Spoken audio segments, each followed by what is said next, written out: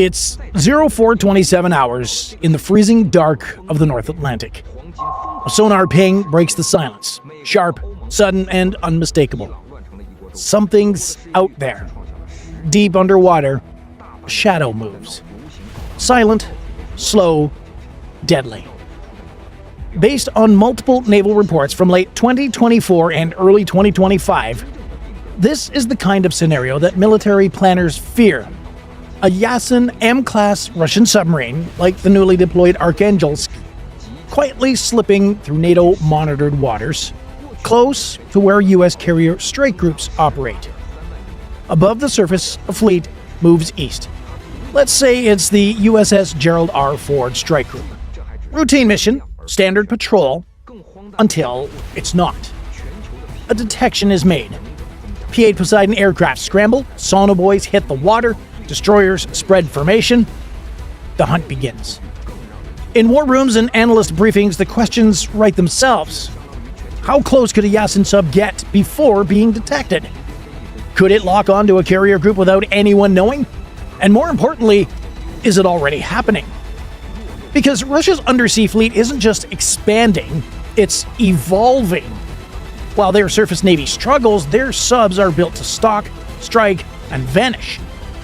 Encounters like this may not make the headlines, but to naval intelligence communities on both sides, they're becoming uncomfortably real. And if one sub really did get that close to the world's most advanced aircraft carrier, well, that's not just bold, that's a big mistake.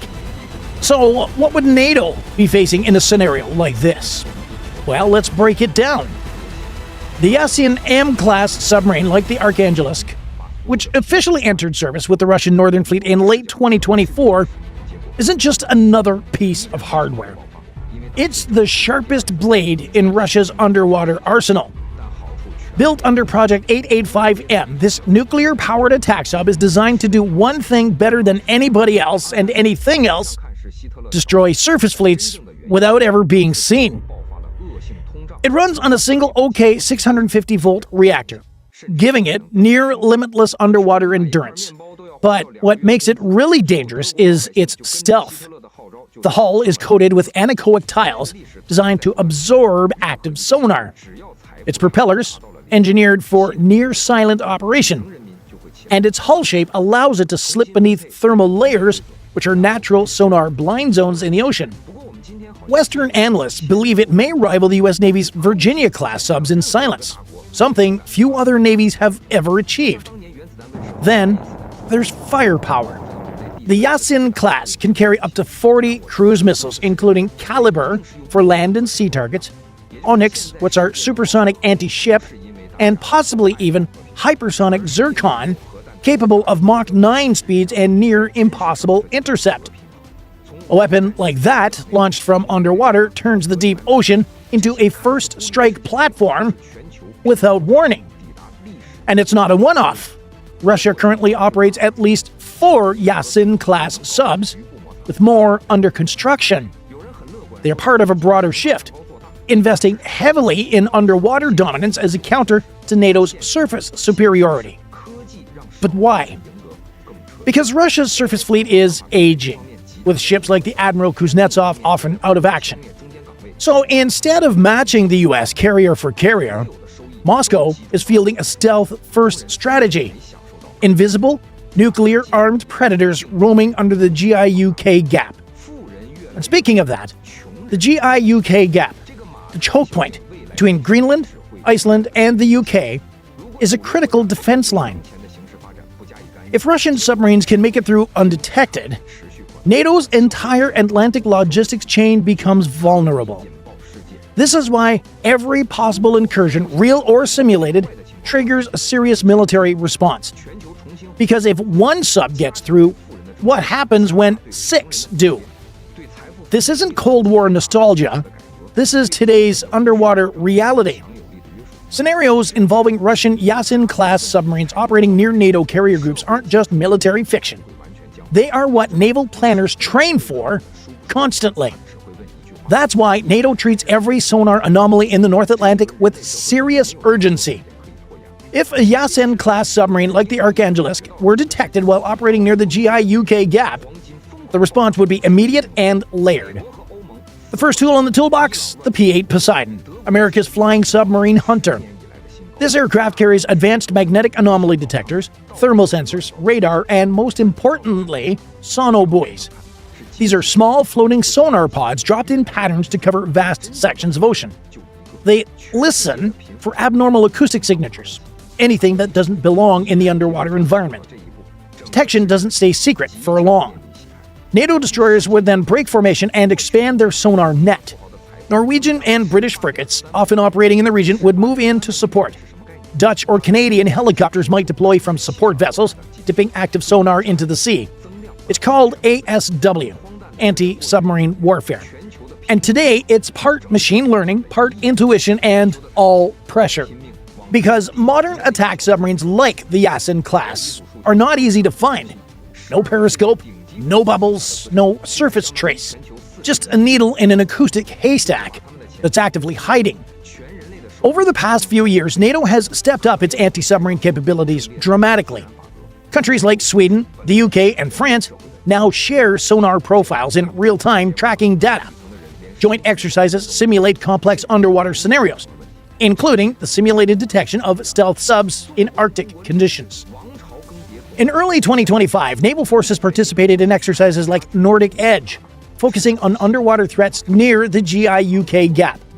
While no confirmed confrontation with Russian submarines occurred, military analysts say these drills are designed for exactly that kind of threat.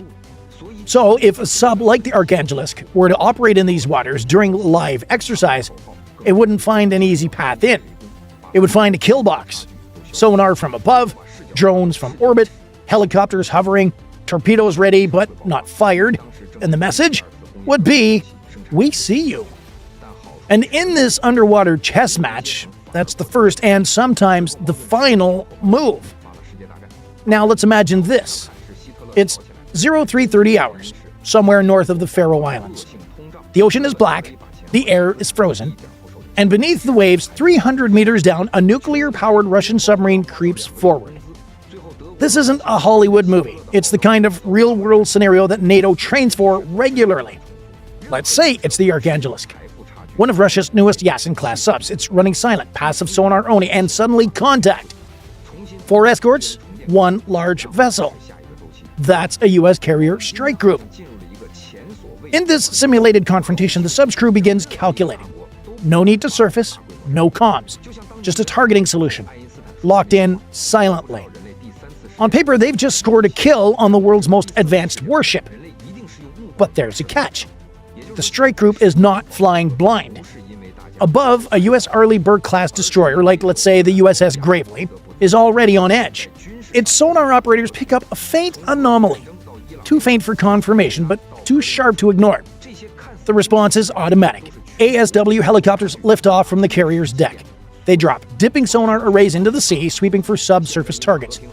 P-8 Poseidons tighten their patrol radius, laying out a net of sonobuoys. Electronic warfare systems across multiple ships then begin scanning for digital emissions. Tiny giveaways.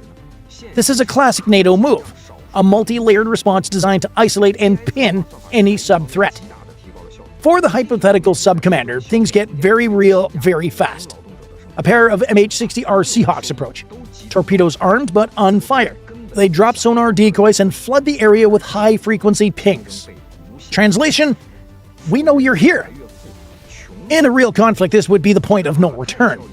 One misread sonar ping, one launch interpreted as hostile, and an escalation becomes inevitable. But in this simulated scenario, the Russian sub begins a quiet retreat. No missiles fired, no hostilities, just pressure and withdrawal. To naval analysts, this isn't just wargaming. It's a reminder that modern naval confrontations can unfold silently, without warning, and end before the public even knows they happened. And it also proves something else. Submarines like the Yasen-M class can get close. Dangerously close. But when they do, they'll find that NATO is ready, watching, and willing to respond without blinking. Encounters like these may never make the news, but rest assured, underneath the waves, they're happening more than we think. The silent threat from below isn't the only danger in modern naval conflict. Because in 2025, war doesn't just start with torpedoes, it might start with a keyboard. Just weeks after the Arkhangelsk joined the Russian Northern Fleet, Ukrainian cyber teams made global headlines. They breached Russian military systems and leaked sensitive data tied to the Boryay A-class submarine Knyaz Pozharsky. We're talking blueprints, patrol routes, and acoustic profiles. That's the kind of intel that can even expose a nuclear-powered ghost ship. Analysts believe that this breach could have implications far beyond a single ship. Yasen-class and Boryay-class subs share similar command and control architecture. If one can be hacked, well, what about the rest? In a real-world crisis, that could mean a stealth submarine being tracked not by sonar, but by software. Every movement, every decision, shadowed remotely. Suddenly, undersea warfare isn't just about engines and torpedoes, it's about firewalls, exploits, and digital traps. And it's not just NATO and Russia in the ring here either. In response to increasing cyber and subsurface tensions, Russia and China conducted joint naval exercises in the Sea of Japan. Their mission was to simulate the detection and the neutralization of a hostile foreign submarine. It was a signal, clear and public. Meanwhile, Western powers weren't idle. Though not officially confirmed, multiple media outlets reported the sudden deployment of 2 U.S. Ohio-class submarines, each armed with over 150 Tomahawk cruise missiles, to undisclosed locations. A quiet move, but a loud message. We're watching too. This emerging battlefield where sonar meets servers is what military planners now call hybrid undersea conflict. It blends stealth tech, cyber tools, and old-school brinkmanship. And the line between training and tension is thinner than ever. To understand just how close things can get at sea, you don't have to imagine it, but you can look back. March 21st, 1984. Night falls over the Pacific Ocean. The U.S. aircraft carrier USS Kitty Hawk is cruising at full speed off Japan's coast. Unseen below, a Soviet submarine, K-314. At 3:21 a.m., without warning, the sub surfaces directly in front of the carrier's bow. There's no time to avoid it. Collision. K-314 is torn through its sail and periscope. The Kitty Hawk is scraped but afloat. No casualties, no torpedoes fired. But here's the chilling fact. The K-314 was armed with nuclear weapons. Today's subs are faster, stealthier, and deadlier. But they still operate in the same shadowy waters, testing limits, tracking targets, and sometimes getting way too close. So when Western navies take a sonar ping seriously, they're not overreacting.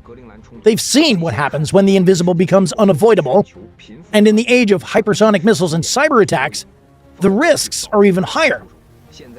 If submarines can now sneak past sonar, launch hypersonic missiles, and operate with digital silence, is the ocean still a safe place for global power balance? Or is it becoming the most dangerous front in modern warfare? I want to know what you think. Are these underwater confrontations just strategic posturing, or do they make the world genuinely more unstable? Drop your thoughts in the comments. And if you want to go a step further and support the channel directly, join the fleet. You get loyalty badges, priority replies, and help us surface even more true maritime stories. Click join on our channel page and get on board. Thanks for watching. And if you found this story eye-opening, hit like, subscribe, and consider joining the fleet for even more behind-the-scenes naval content. Until next time, watch the waves, because down there, silence usually means something's coming.